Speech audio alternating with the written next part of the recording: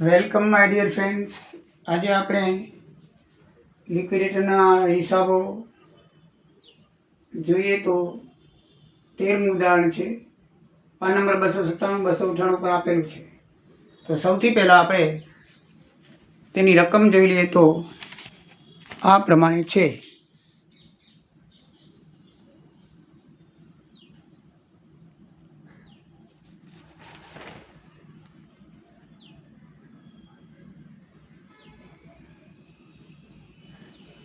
વધારેની માહિતી 4 પ્રકારની આપેલી છે.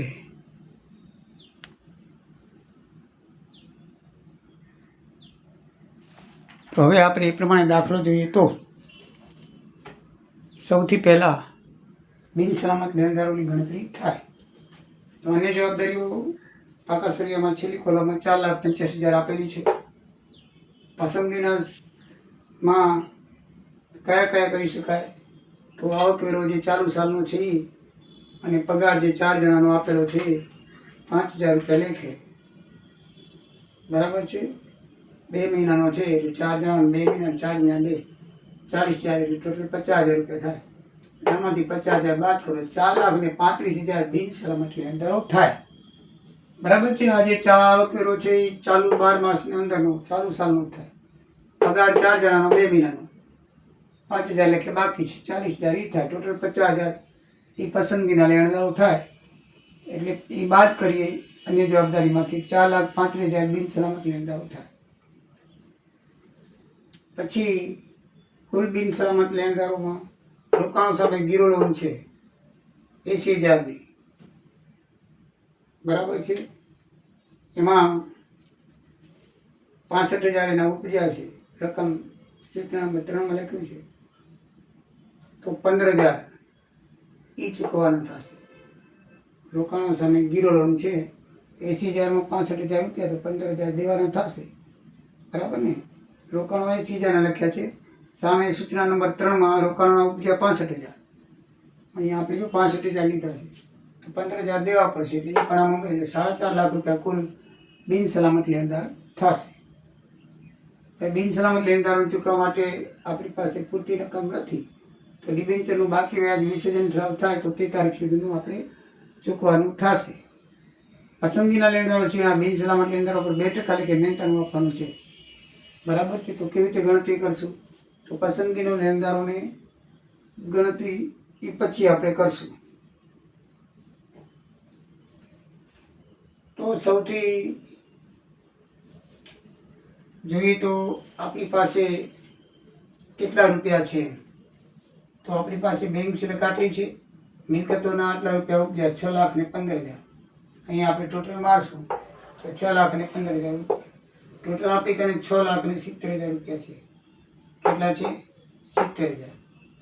તો 70,000 રૂપિયામાંથી આપણે ફર્નિચરની ગીરો લોનમાં રોકાણો સામે છે, વિસર્જન ખર્ચ છે, મહેનતાણું ઉપર મુજબ અહીંયા મિલકતો ઉપર આપવાનું છે 24,600 લિક્વિડેશન. પછી પસંદગીના લેણદારો છે, ડિબેન્ચરો છે, આ બધાને ચૂકવી તો આ મહેનતાણું ઉપજ ઉપર આપવાનું છે મિલકતોનું એટલે એ બાદ થશે. પછી હજી બીજું મહેનતાણું આપણે પછી ગણશું. મિલકતોની ગણતરી થઈ ગઈ છે એટલે આપણે એ લઈ લઈશું 6,15,000 ઉપર 4% આપવાનું છે લિક્વિડેટરને એટલે એ 24,600 આપણે લઈ લઈશું. બાકીના પછી બાદ કરશું. બરાબર છે. કારણ કે હજી અત્યારે દેવાશે નહીં એટલે ટોટલ આટલા રૂપિયા આપણે ચૂકવવાના થાય. તો 2,75,000 રૂપિયા 2,75,400 રૂપિયા વધે. 6,70,000માંથી 394 બાદ કરો તો આટલા રૂપિયા વધે. પછી બિન સલામત લેણદારો પાસેથી આપણે કારણ કે પૈસા ચૂકવવાના પૂરતા નથી આપણે ચૂકવાના છે 4.5 લાખ. આપણી પાસે વધ્યા 2,75,400. તો લેણદારો પાસેથી મંગાવીએ રકમ એ લોકો પાસેથી બાકી રકમ 40 રૂપિયા છે તો 1,500 શેર પર 40 રૂપિયા લઈ મંગાવી તો 60,000 એ આવ્યા. એટલે આપણી પાસે ટોટલ 3,35,400 રૂપિયા થયા. કેટલા થયા 3,35,400. આપણે દેવાના છે 4,50,000 પૂરતા છે નહીં. હવે મહેનતાણું ગણવાનું છે બિન સલામત લેણદારો પર 2%. તો મિત્રો આ બિન સલામત લેણદારો તો આટલા આવ્યા, તો એના ઉપર 2% નથી. પૂરેપૂરા ચૂકવાઈ ગયા તો આના ઉપર આવો. પણ આ તો આપણે જેટલી રકમ વધી છે, કારણ કે વધારે આપણે ચૂકવી શકશું આટલા, તો જે રકમ વધી છે એના ઉપર આપણે 2% લેખે ગણી તો 6,576 આવે. એટલે 3,35,000 જે ચૂકવવાના છે એમાંથી 6,76,000 જાય તો 3,28,800 રૂપિયા એ બિન સલામત લેણદારોને ચૂકવવાની થાય.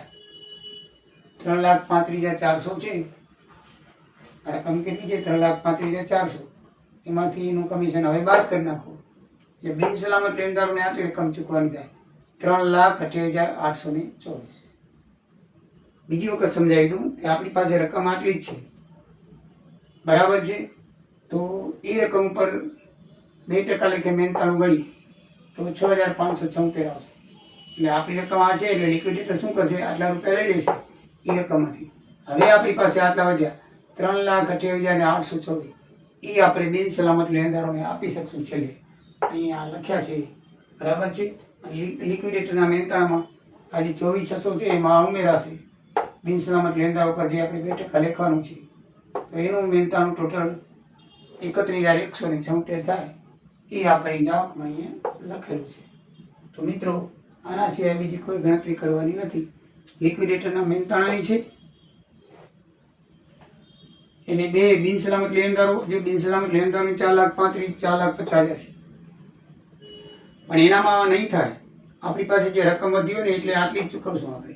એમાંથી પોતાનું મહેનતાણું કાપી લેશે એટલે આટલી જ ચૂકવશે. એના ઉપર આપણે એને મહેનતાણું આપવું પડશે. તો બિન સલામત લેણદારો તરીકે બાકીની રકમ લેખાશે, બરાબર છે. તો હવે કુલ લિક્વિડેટરનું મહેનતાણું 31,176 આવ્યું. હવે આવક જાવક પત્રક ઉપર જઈએ તો રોકાણો, ફર્નિચર, મકાન, મશીનરી, સ્ટેશનરી એના આપી દીધેલા છે કેટલા ઉપજાઈ, બરાબર છે. એટલે ટોટલ ખાલી આપણે મારવાનું રહેશે. તો ટોટલ મારી તો 6,15,000 થાય છે.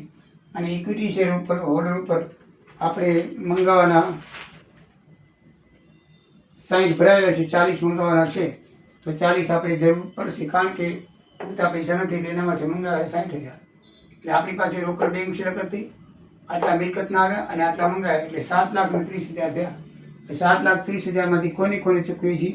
તો પહેલી ગીરો લોનવાળાને, ફર્નિચરવાળાને 25,000, ગીરો લોનવાળાને 65,000, 20,000 ખર્ચ 5,000, લિક્વિડેટરનું મહેનતાણું 31,176. આટલું ચૂકવાઈ ગયા પછી પસંદગીના લેણદારો આવે એ આપણે જોયા હતા. પસંદગીના લેણદારો પ્રોવિડન્ટ ફંડ, આવકવેરો, પગાર એ ટોટલ 60,000 થાય. કેટલો થાય? 60,000. તો એ પસંદગીના લેણદારો ચૂકવાઈ ગયા પછી આમાં આવકવેરો અને પગાર છે. પ્રોવિડન્ટ ફંડ નથી લીધેલું, એ પ્રોવિડન્ટ ફંડ અહીંયા લીધેલું છે, બરાબર છે. તમને એમ થાય કે અહીંયા લીધેલું છે, આમાં કેમ નથી લીધેલું? તો પસંદગીના લેણદારોમાં પ્રોવિડન્ટ ફંડના રૂપિયા આપણને કેટલા આપેલા છે? 10,000 રૂપિયા. કેટલા આપેલા છે? 10,000 રૂપિયા. તો એ 10,000 રૂપિયા પ્રોવિડન્ટ ફંડ, આવકવેરો અને થઈને 40, ટોટલ 60,000. ડિબેન્ચર હોલ્ડરને 2 લાખના ડિબેન્ચર વત્તા બાકી વ્યાજ આપેલું છે 15,000 રૂપિયા વત્તા 1 મહિનાનું વ્યાજ બાકી છે તે. આ બાકી વ્યાજ છે 1 મહિનાનું છે. બાકીનું વ્યાજ બીજું કાંઈ એને આપી શકાશે નહીં.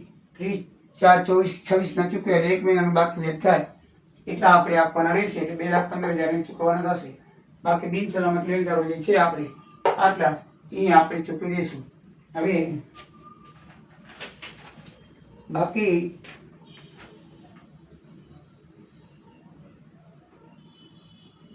ચૂકવાના છે તે ડિબેન્ચરનું બાકી વ્યાજ 15,000 આપણે ચૂકવી દીધું અને જવાબદારી આવી ગઈ.